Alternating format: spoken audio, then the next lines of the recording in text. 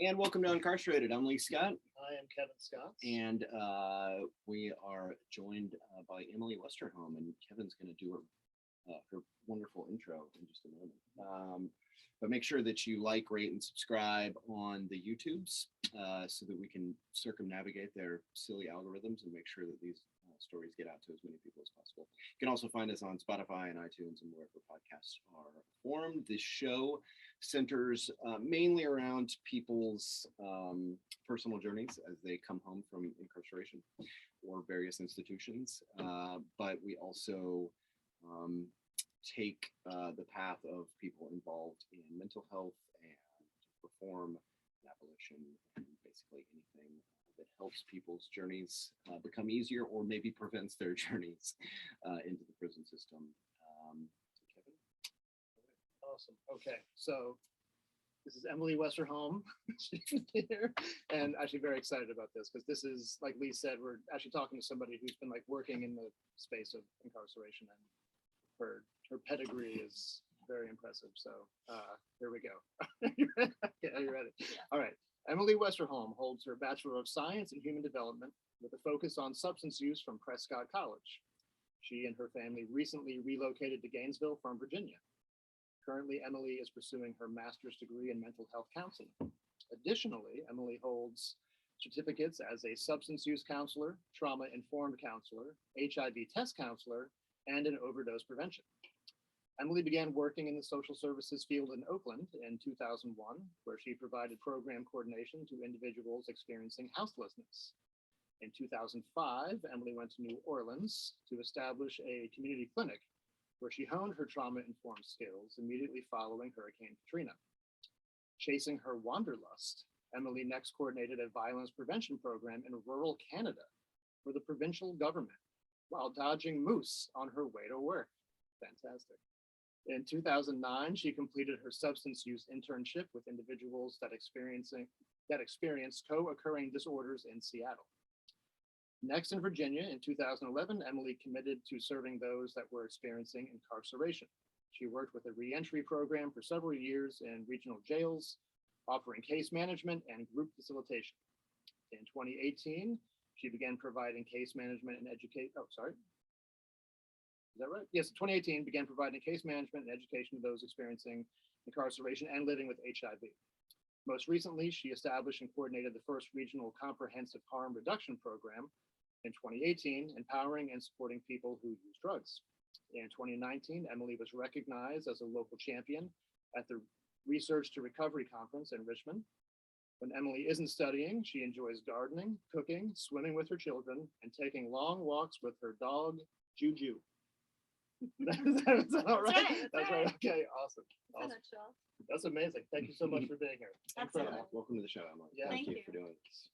So obviously, like, your journey and like your work seems like to have like gone from different like locations and into some like different fields even. Like, what drew you to this work to begin with? Like, kind of like, how did you even get down the road of like wanting to get involved in social work, or like what maybe like something in your upbringing that led you to pursue this?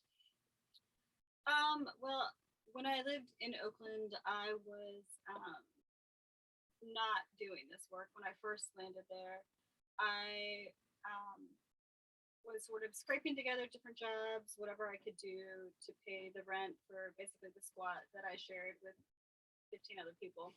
And I had a friend who offered, they were moving away, and they said, hey, I work in the disabled community. Would you like to work with individuals that experience physical disabilities? And I said, sure.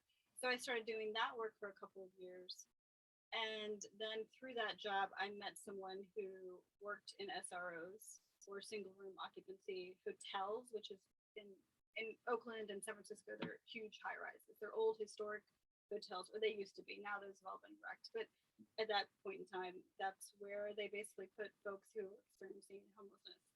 And I started like that. I didn't actually have a degree at the time, but they kind of hired me on a trial basis. And I also lived in those communities. So it was sort of very easy for me to build rapport with folks because it's not like I was taking the train in and serving others or being a great white savior. It was, it was my community.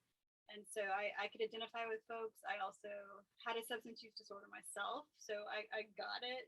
And it was just, it was probably an easy segue for me. Just like, wow, this can be a job that you can just hang out and listen to people and like actually hear them. That's so freaking cool. Yeah. Right. So that's how I started. And then I just sort of stuck with it and wanted to learn more about how I could do it differently and not burn out. And I cut back on my substance use. It wasn't really helping me at the time. And I took some sabbaticals and went to Alaska. And then Hurricane Katrina happened. I'm like, hey, I know how to set up a mobile clinic. I can help with this. And I love New Orleans. I grew up in Texas, actually. So for me, New Orleans was something that was kind of near and dear to my heart. And I started hearing about what's happening. And I'm like, I don't have to be anywhere. I just have a cat.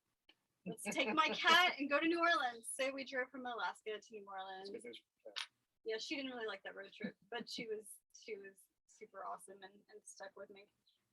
And then that's when I also got more involved in the justice side of things after seeing the state that New Orleans was in right after Hurricane Katrina. So I stayed there for a couple of years. I ended up meeting my partner, and then after a couple of years, it's sort of like New Orleans was having this really strange thing happen. If you've ever heard the term, like when there's blood on the streets, people grab their money, and people just kept, white wealthy people were coming in and buying property like crazy, and people couldn't afford to come home, and it was really a stressful place to live. And we just decided, it just felt so different that we didn't know that we wanted to commit to staying. So that's when we moved to Canada. And that's when I started doing violence prevention work. And throughout all of this, honestly, like when I was in my early 20s in Texas, I was involved in books to prisoners movements. And I myself experienced incarceration just for a short amount of time, but I was on probation for a year. And that never went, it goes away, right? When you have that record.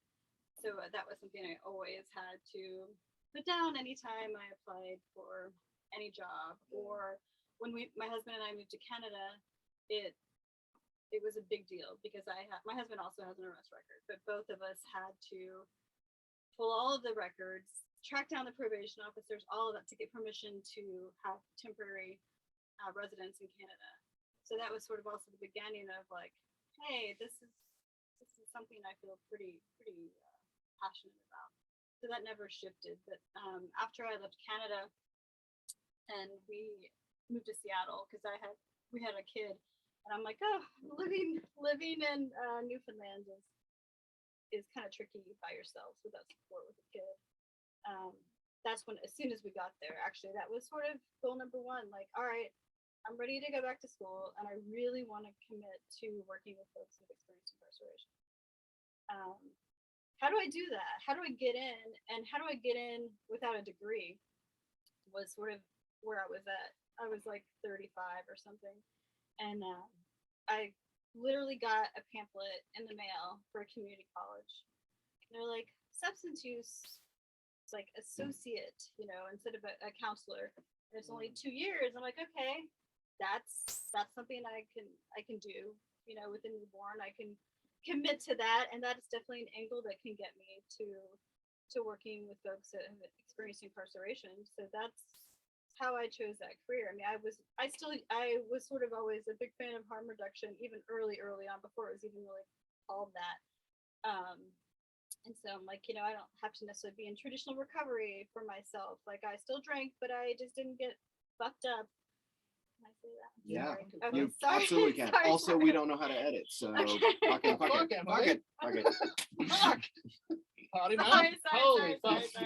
If we were on the radio, it wouldn't be good. That's But it's a true, podcast. that's We true. can do whatever the fuck we want. Yeah, it's great. Yeah, we cuss all the time.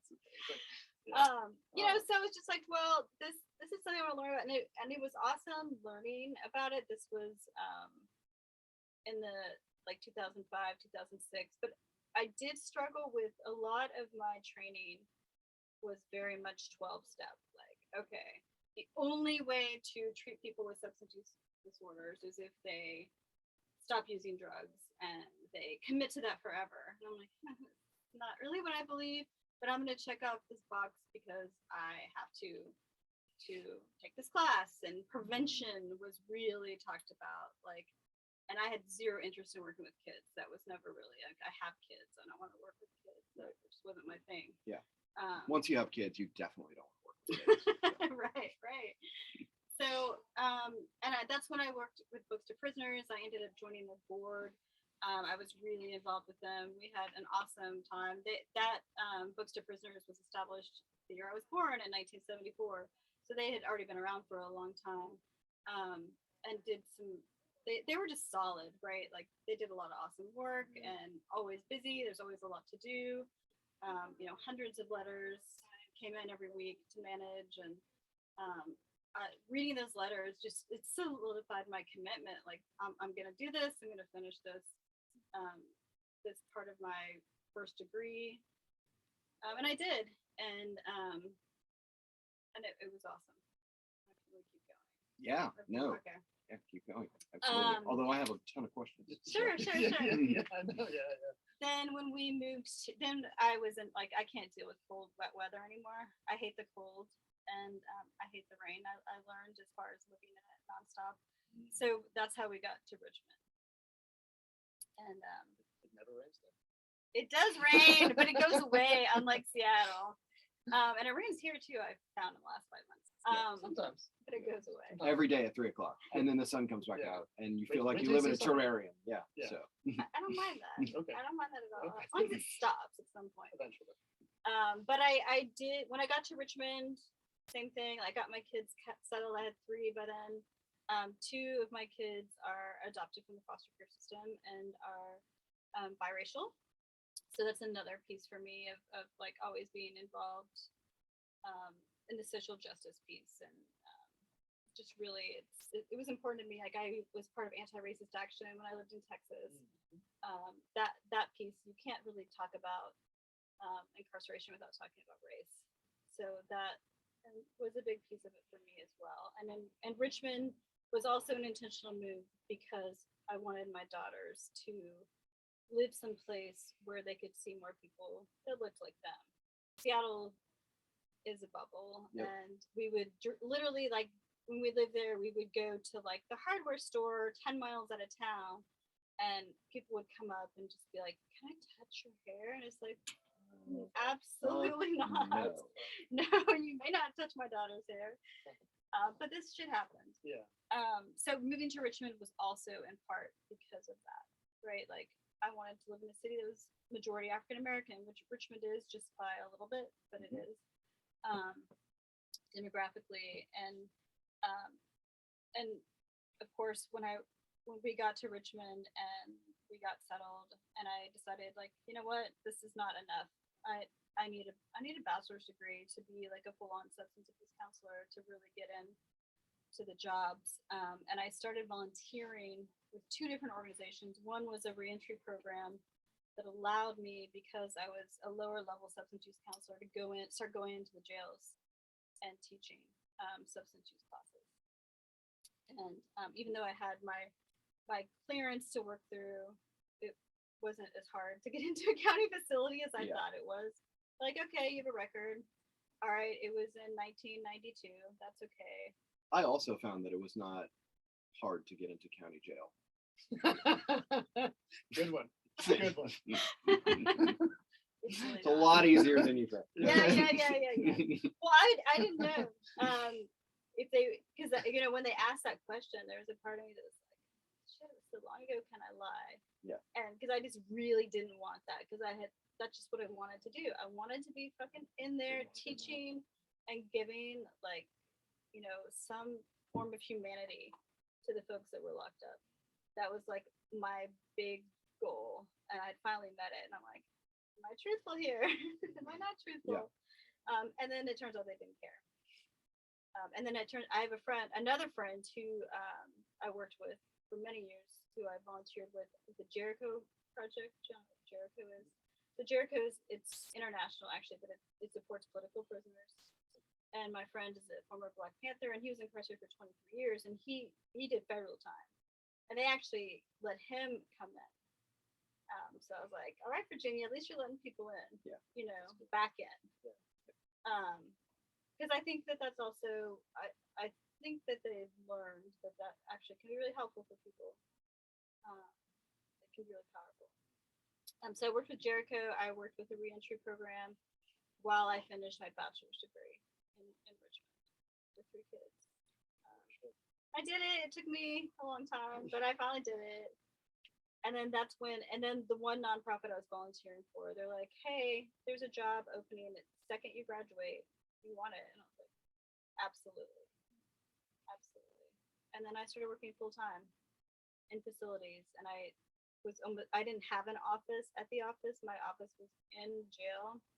I worked between 3 different county jails. I drove around all the time to the 3 and had a caseload of like 1,000 people. Mm-hmm. I taught a lot of psychoeducational groups, anger management. I made it my own substance use group because I didn't like any of the ones that were out there Nice. with more of a harm reduction lens. And Yep. I fired one of our 12-step guys because he was really freaking awful. And I started a grief and loss group because I found that like there were a lot of people who were really struggling with grief on lots of different levels, right? Yeah. Not just losing people, but Losing time. losing everything, right? Yep. So that was a really awesome group that I did for men and women. The last few years I was there, you know, it's like the first week nobody shows up, and then by the time years later, like I had stupid waiting list, right? Like because everyone was into having that space, and it took a long time. It's funny when I started volunteering, and then I finally got hired on full time. I met, you know, because this county facility, which is in Henrico County, Virginia, was when it was built in the 70s. People were only supposed to stay for a maximum of 3 months. But there were several people that I knew that were there for at least 4 years. You know, these county facilities are not at all meant for that. You know, nothing about it. Right. And then the women were like housed separate from the men, and they didn't have a yard, so the women never even got to almost go outside ever, except on special like holiday celebrations, you know, things like that. Wow. But one of my clients told me, he's like, hey, Miss Westerholm, because that's what they all called me. They weren't allowed to call me by my first name, which is still weird, but I got used to it after a while. They're like, I didn't want to talk to you like the first year you were here because I just figured you were going to leave, but you kept showing up, so I'm ready to talk to you now. Yeah. And I'm like, yeah, I get it. Like I am not at all offended by that, you know. And then when I left, that was one of the hardest things about leaving, right? Was knowing that I was interrupting that, and that was, there was a void there. Did anybody take over the work you had laid out? They did. Okay. I mean, I know. They It's hard did. They did. I And just yeah. And then, you know, COVID happened like 3 years later, and that nonprofit still doesn't have people inside the facilities for whatever purpose. Okay. So it's a void. Yeah. Yeah. I have a million questions. So I want to start with your bio, since we're already there. Incredibly inspirational, like where you've come from and the work that you've done. Kevin and I, both formerly incarcerated people who are now in social work. I work at a homeless shelter. Kevin does too. His other jobs. So I think anyone that's watching this that is a formerly incarcerated individual, it's nice to see people that have tread the path, because I know that I taught classes when I was in prison. I made up my own curriculum. Thank God I was responsible and did research because no one was paying any attention to what I was teaching. They just said, go do this. But when I came home, there wasn't any of that. And I didn't know how I would ever get involved again to help people. And so I say all that to say, like, thank you for doing this work. It's really important. And for showing people that there is a path to keep doing this work, even if you have had addiction issues or you've been incarcerated, because I think that's what a lot of these facilities count on and the system counts on, is that we come home and we never say anything. Because no one will ever know what goes on back there if we don't come home and say something. So did you find that in doing this work, did you find it that the people who had lived experience were more effective and were able to connect with people easier than the people that just came in and they're like, I have all the degrees in the world, but I have no idea. It's not to say that those people can't be very effective and compassionate and empathetic, but like, I know that like the best work that I saw get done was peer-to-peer, or a facilitator that was an inmate, or someone who had come back to give back. And so I wonder if you've seen both parties do that work, and like what are some of the advantages and drawbacks of that? Yeah, so absolutely. One of the county facilities I worked in, they had a quote unquote treatment program. And I say that because nothing was evidence-based, but the one thing I think they did get right is, it just sort of depended, right? Like on who, because they would choose trustees with so much, again, quote unquote, good behavior to take those leadership roles.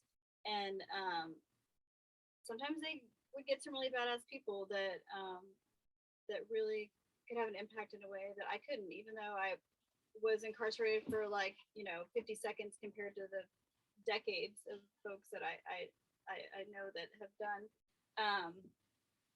It doesn't mean anything to someone who is locked up in real time with you, right? Who's sitting there and watching and knows the deputies in the way you do, right? Knows how hard it is for families, and yeah, it's definitely different, because you can share in a different way that's more authentic. You don't have to put on a mask, and you don't have to. I think that work can be is taxing, and it also puts a lot of pressure on folks as well. A lot of the people that did run some of the groups inside of the facilities I worked in would get really burnt out, because they were asked to do all of this work and then not given the resources to decompress, to process, the tools and the skills that they really needed. So it was hard. I always tried to make space for them in the best way I could. But I think that they definitely can do the best work. And my friend I mentioned that I worked with him the last 4 years, and the final nonprofit I worked with, he was a former Black Panther. Like me, he was just like, okay, this is what I'm gonna do. I'm gonna get out and I'm going to do this thing, and I'm committed, and I'm gonna just keep showing people. I'm gonna keep showing up. I'm gonna keep showing people that I'm serious. I'm not gonna shut up. And yes, I have this record, and yes, it was for armed robbery, and that's okay, right? Instead of pretending like it didn't exist, which is the way I was taught to deal with it after my arrest, right? Like, don't talk about it. It was small, see if you can even get away with lying about it, right? Like anything, but can you rewrite this? Can you reframe this? That kind of thing. Instead of having to do that, just being able to own it, I think is really empowering. One of the things that comes up a lot, I think in the general public especially, is like people who've been incarcerated in particular tend to be like pretty like roundly like demonized, or sort of like categorically like dismissed, and like you've demonstrated some sort of deficit of character that is a stamp on you forever, whatever it may be. So previous to your work, it sounds like you were like already like you were living in squats, and you were kind of like have some life experience with some like fringe, whatever quote fringe of society type folks. And then, having your own experience with incarceration and being around substance use and harm reduction, I wonder, like, from now working in facilities, if there's a way to like, just for people that maybe have not had experience, that don't know what that's all about, just like, what do people get wrong about people who are like in the justice system, either currently or formerly? Like what is the disconnect? What are people not seeing that you maybe have had the experience from like personal and professionally from multiple angles to like say like this is what is really going on. Is there a way to like even like neatly package that answer, but like like what do people get wrong? Besides everything. That's the question. What do people get wrong? Yeah, apply that to anything. It's fine. And go. It's God's real. Well, since you're asking, I wish that there was a simple answer for it, but I think that one of the issues is I think it's gotten a lot harder in the last like even 10 years with social media. Shit just gets buried. People's stories, like, unless they have a really strong tie to something, just like swipe, that sucks, swipe, maybe I'll send a $10 donation, right? Like, it just gets compartmentalized. And I don't know what to do about that. I mean, I loathe social media and all that goes with it, and I still participate to a degree, but I think that people just it gets lost and people's lives are overwhelming. And now with COVID, like when COVID first happened, I had been teaching a class a week before at one of the county facilities, and people had just started to say, oh, maybe we're going to have to close things down. And I was so freaked out about thinking about the people I knew that were locked up. Like, this is fucking worst case scenario. Mhm. Like, people that are already so invisible are about to just really disappear, just get buried. And I don't feel like it's gotten a lot better. I would love to have an answer for you guys, but I don't. Like, it's just heartbreaking. Seriously, it's heartbreaking. I think that's part of my intention, especially when I talk about the white privilege that I carry. I mean, I joke that I've had white privilege. I don't joke, that's not funny. But I say that I have had white privilege for 48 years, even though I'm 47, because my white privilege started when I was in utero. It started with my mom getting good care when she was pregnant with me and getting treated right in the hospital when I was, born. And, can I use that now in a way to keep talking about this stuff and keep showing up? I'm not a huge social advocate just because I have such limited capacity in my life right now. I think that my personal energy I would rather spend when I get my roots settled here is being back in the inside. I'd like to be in there. I'd like to be there for the people that are actually in there. That's more of my thing. Like, that's just where I feel like I'm meant to be. Since we're talking about work on the inside and COVID, I've seen the damage done at the homeless shelter. I know in county jails and prisons, the damage that has been done with shutting things down. And you have this weird duality of like, if you continue services, people get sick and there's an outbreak. And if you discontinue services, people don't get mental health treatment and addiction services and the connection to the outside world or visitation. Take Indiana, for example. Indiana is one of the states that has time cuts. If you do a program, you have the potential to get 6 months to a year knocked off your court date, and they have what's called purposeful incarceration. So the judge will sentence you to 20 years in prison. But if you complete a substance abuse program that takes a year to get into and a year to complete, that's 2 years, you can come back in front of the judge and they'll lop the other 18 years off. Those programs got shut down. So now people have gone from having a 2-year sentence to a 15-year sentence, a 5-year sentence to a 20-year sentence. And nobody's coming into those facilities and saying, hey, we're going to come back, or don't panic.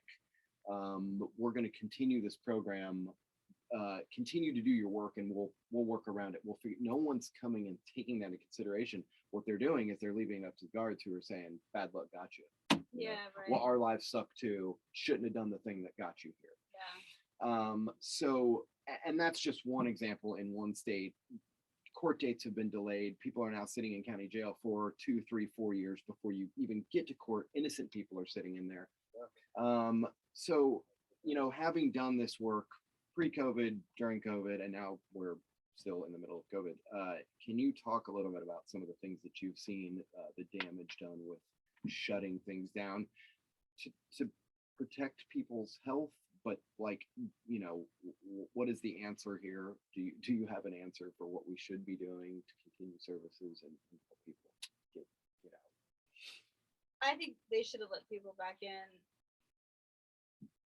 I mean, there were a lot of unknowns early on, right? I mean, I wasn't ready to jump back in right away because I was scared in the beginning of COVID.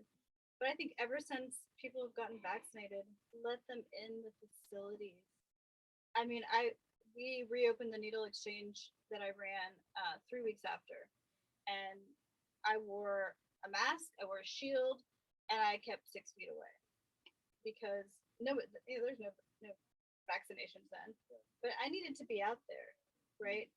The facilities just were a hard stop because I used to teach harm reduction in the city jail, and then I would do educational classes in the prisons in Central Virginia, and they just said hard no. That did lift. That lifted. They started letting us go back to do HIV testing only. We couldn't do our class 6 months ago.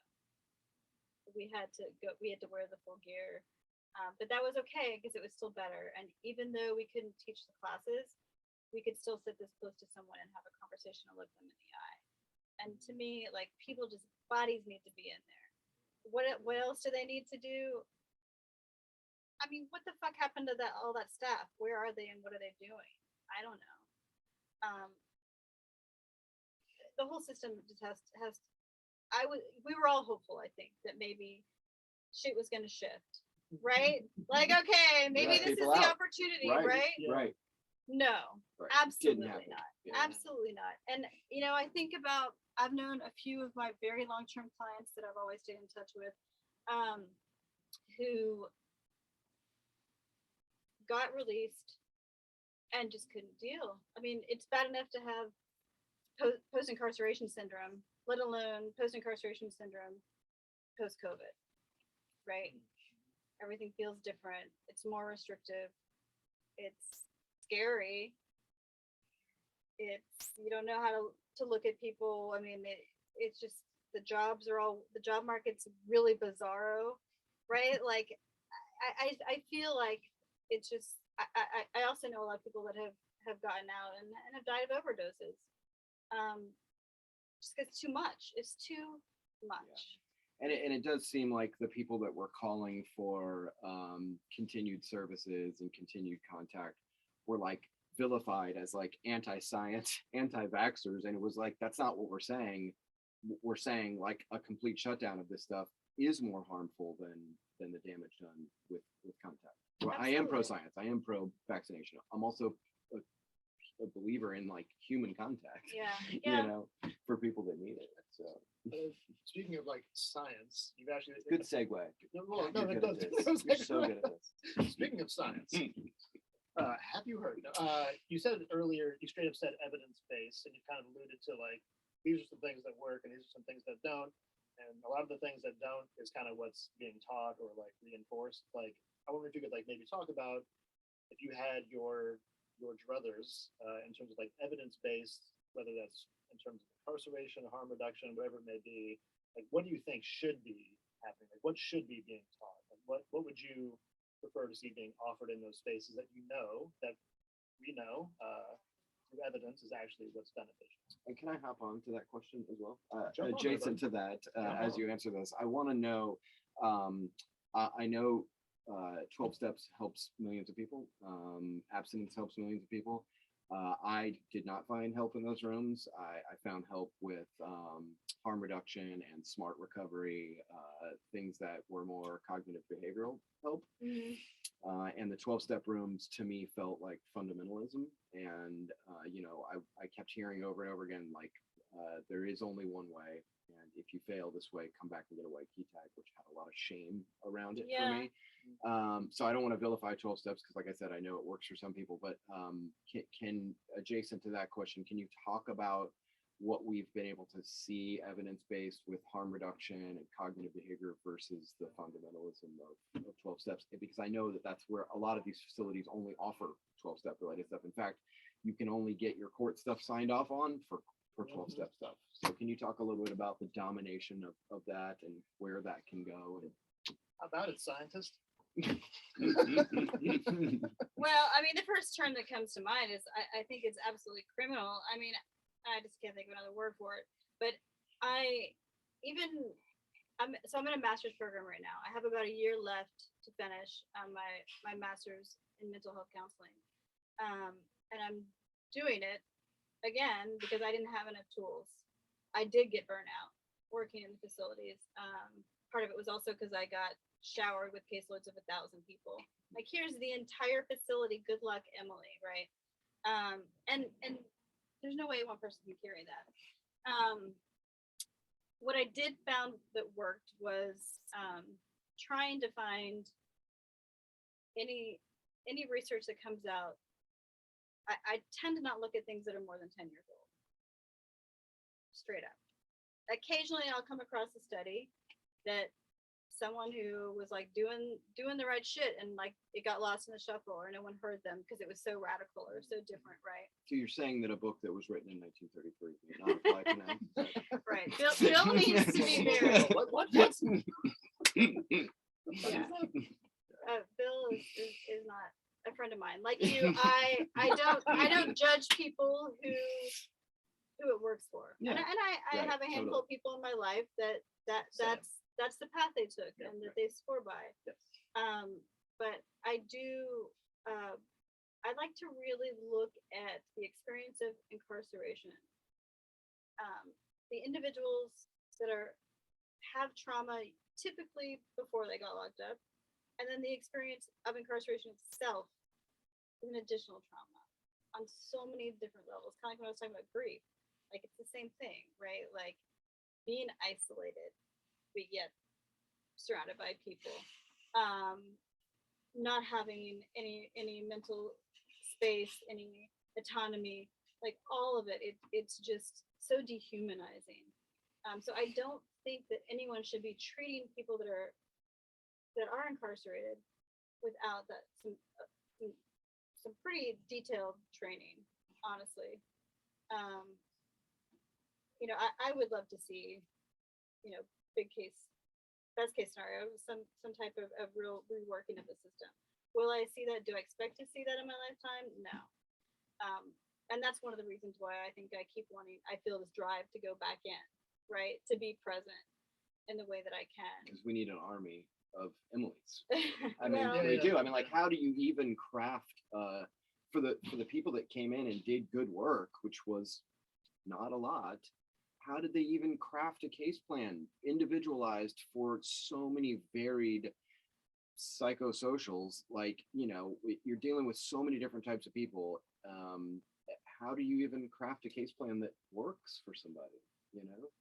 It's like it seems like overwhelming to like be able to like this is it. I have 5 minutes with you, and like how do you even, right? Yeah. I don't have answers again for any of what you asked, Kevin, but I do think that the research that's used should be more recent, needs to be really looking at the direct impacts of incarceration, and then also what happened to them before that, right? I mean, most people's lives were not simple before they got incarcerated, and then most people, depending on the length of time they're incarcerated, whatever life they had on the outside has totally shifted, changed, disappeared, whatever. So there's just so many factors. And then what are you going out with? What are you leaving with? And then just trying to also find some fucking humor and ways to connect with people about how ridiculous it all is. Right? We laugh a lot. Yeah, Yes. that's good. Yes, we That's do. good. Yeah. That's good. I mean, I worked at Richmond City Jail and I fucking hated Richmond City Jail. They knocked down the old one while I was there and built a new one with a new sheriff and spent, a bazillion dollars. And I don't know as much about Gainesville as I would like to, but they put all these fancy programs. They put a recording studio, about the size of this room, which is fine. But they were trying to do. At least when they gave the tours, it looked really good. But you walked in there, and it was so sterile, and almost no one could earn the right to get into that studio, right?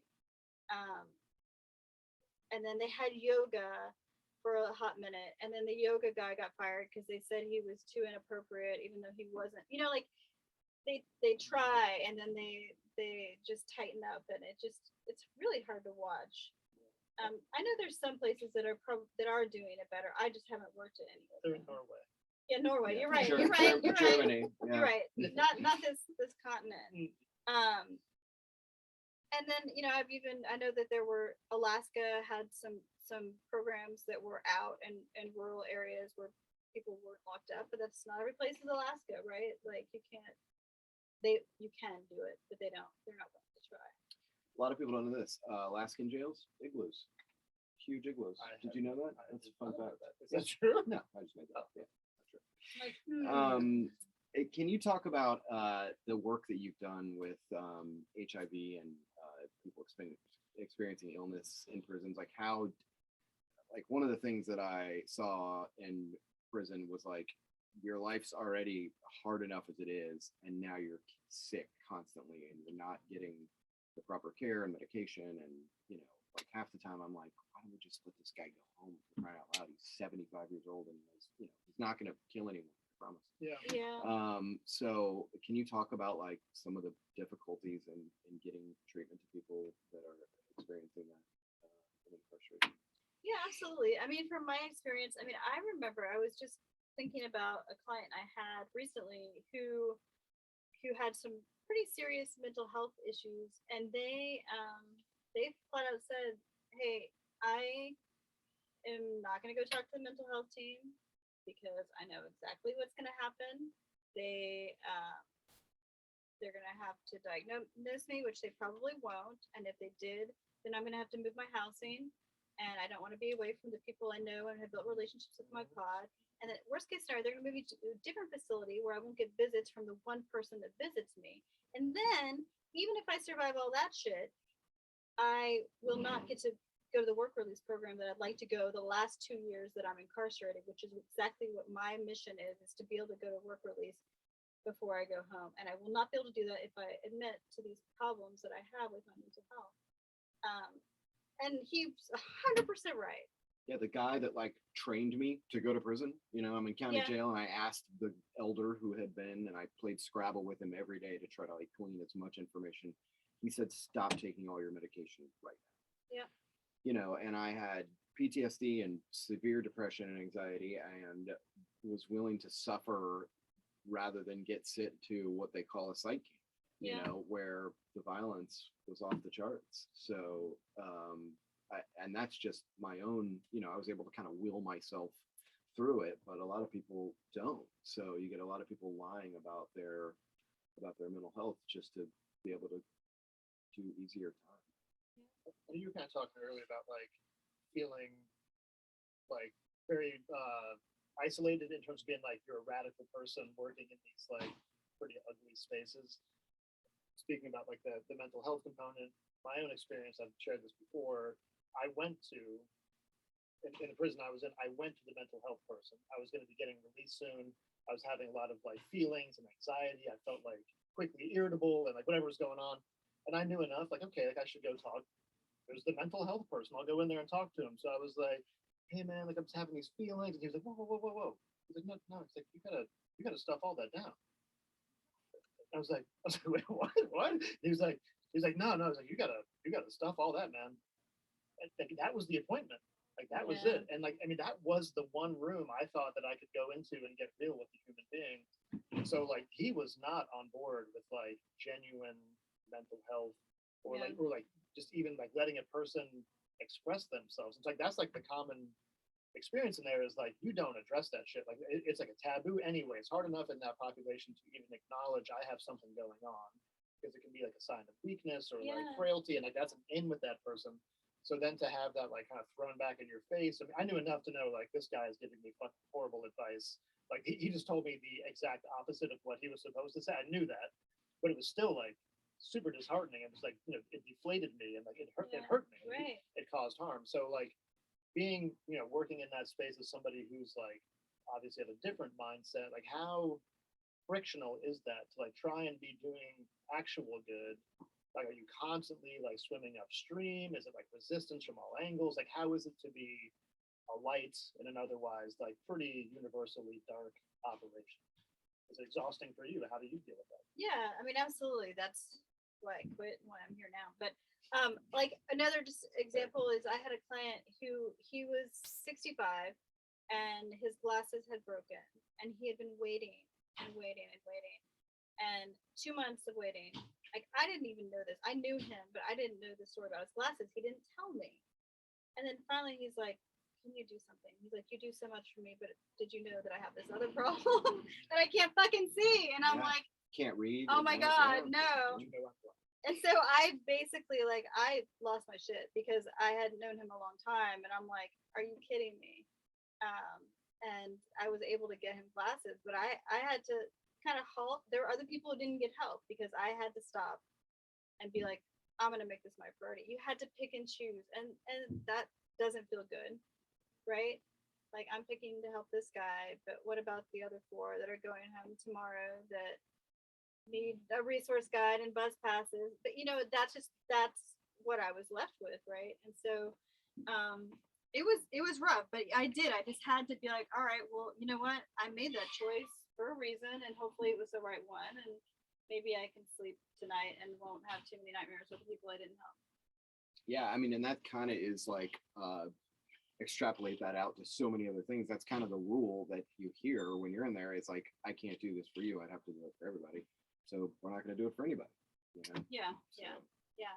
And I tried the best I could to ethically choose, you know, use my Emily's level of equity. Like, okay, well, you know, and I would have people be like, oh, Miss Westerholm, she only helps African American clients. I'm like, well, maybe. But also, if you looked around, yeah, this facility is odds wise, 85% Right. African American. yeah, exactly. Shocking. You know, Shocking. right? Or she only helps men over the age of 40. Maybe they need my help a little more than the 18-year-old. You know, like I did. I had to kind of come up with this messed up, you know, guide I had to use for myself because there was only one person. Right. And then I worked with people with HIV, and that was just a nightmare. I mean, there was poo bucks from the state for medications, and it was like pulling teeth to get it often. Unless somebody had a parent or a loved one, a partner, somebody advocating, they had to wait to find somebody else that would advocate. Even though the money was there, it was just like sitting somewhere on a shelf, right? And you had asked me about harm reduction and substance use, and it's just completely despicable that at best there's 12 steps, and that's it, right? And that's one of the reasons why I really fought hard to talk about harm reduction. And I had to wait 6 months to get my curriculum approved, even though I actually used all evidence-based stuff. So when it went through, you know, the powers that be, they're like, okay, Emily didn't make this shit up. But I was able to get in there and do groups that just talked about harm reduction. Yeah. And sometimes they would put me in the recovery pods, which was hilarious. Because they're like, no, we're never going to use again. Why are you talking about using clean needles? And I'm like, Yeah. You know, you may never use again. And if that's what you want, I support that. However, maybe somebody else you meet when you go home, but wouldn't it have been nice when you were out there if you didn't have to share syringes? Right. Wouldn't it be awesome if you didn't have Hep C right now? If you had Narcan with you. Yeah. Right. You know, having those conversations was even really freaking cool in recovery spaces and prison jails. And that's something I will always do. If you're just joining us, you're watching Uncarcerated. We've got Emily Westerholm with us talking about a myriad of issues as it relates to incarceration and the post-incarceration world. I have a couple questions left for you, and one of them is the effects of isolation and separation. Apparently, someone's building a small fort right outside of our studio. Do not care that we're on the air. There's no on-air sign out there, so just keep zero shits. Not just from the isolation of like going to the box, which they've started to do all sorts of studies about like what your mind does when you have to go to the box and how many years people are in isolation and what they're in there for. But like the separation and isolation from your family, from having a purpose, going to work, seeing nature. I have been in a county jail that there was no backyard. Like I always tell people, like 6 to 8 weeks of county jail may actually save your life. Beyond 8 weeks is just harmful. It's no nutrition, no sunlight. Now it's gone from saving your life to killing you. So can you talk about the effects of isolation and separation, like the long-lasting effects and the short-term effects of what you saw? Yeah, absolutely. So I mentioned earlier, it's a term that was coined probably about 25 years ago by someone named Gorski, the post-incarceration syndrome. Yeah. Mhm. Yep. It's There's actually in the very- DSM-5 now, right? Yes, we talked about it. Yeah. So, I think that the more isolated you are, which, I've also met many people who've done more than 5 years straight in isolation, that My skin crawls just It's- thinking about it. Yeah. Makes my blood run cold. it wreaks permanent havoc on your brain, right? It's really hard to undo, but it can be undone, right? I asked a friend of mine who he did about 8 years in solitary confinement, and I said, what was it for you? What was it for you? And he said, it was, for him, it was his higher power, he's Muslim, and it was also his drive for social justice. He's like, without it, there's no way I would have survived. I do think that if you are one of the lucky ones that has that thread to something, that purpose, but I think that, I know for me, I would lose it. I wouldn't be able to hold on to these things that I think I feel so passionate about right now, right? And I can see myself in that situation and know that I wouldn't be a survivor. That wouldn't be me. And that's one of the reasons I feel so strongly about it. My kids, they would fucking not last a minute, right? Like I think just the normal. Yeah, that's what my brother said. My brother's like, "You're the toughest dude I've ever met," because I wouldn't last 5 fucking minutes. Right. That's not what we're built for. Right. Right. I know that I did some research. As much as I'm not going with my kids, I did some research about solitary confinement, and initially when it was created, by I think it was the Seventh Day Adventists, that they had like a big atrium, right? So you were supposed to connect with God when you're in solitary. That's what it was built for. Like there wasn't a roof, right? You're supposed to have this moment with God to amend for your sins that got you, right? And like so from the beginning of it, it was supposed to be humane at the time, like so you can have this moment with God, and no one needs that much time with God. Or themselves, or whatever they believe in. And I do think that, I have another person that I stay in touch with that did a lot of time in solitary confinement from 17, and now he's like 45. And he talks a lot about the trauma therapist that he sees, just finding somebody that specializes in it. And sometimes you just have to compartmentalize. That's how you survive. I think the number one addiction on the planet is hope. That's the thing that I saw in there, was that if anyone could keep like a thread of hope alive at all, they would keep going. And that could be anything. Hope that I get commissary on Thursday, hope that I'm going to go home one day, hope that I get a visitation. Like that was the big addiction in prison, was hope, and that's what keeps people going even in you know, which like, you don't think prison can get any worse, go to the box. Yeah. The prison inside the prison, Yep. which is fucking, yeah. Going to jail. Yeah, That's like, what they call it. yeah, You're going to jail. You're in prison, they go, you're going to Going jail. to jail. Like, Yeah. holy fuck, it goes deeper? Yeah. It's like the Russian doll of, Yeah. of prisons. Right. Yeah, it's insane. And then COVID made another layer to that.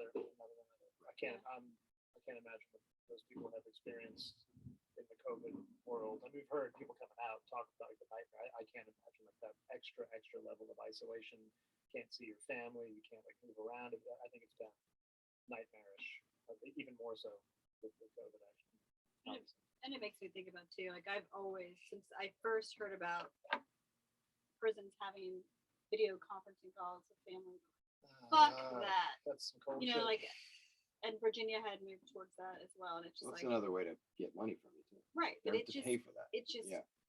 to me, it's just another fucking knot upside the head. Like, you're isolated, you're alone, you miss your loved ones. Guess Yeah. what? You can now see them on this little fuzzy box that maybe the audio works, maybe the audio doesn't work. I want to be cognizant of your time. Yeah. And you getting back to. I'm sorry, I you're- could talk about this for a long you're, time. you're extremely stout and sturdy children, with great resolve and strength That's of right. spirit, That's right.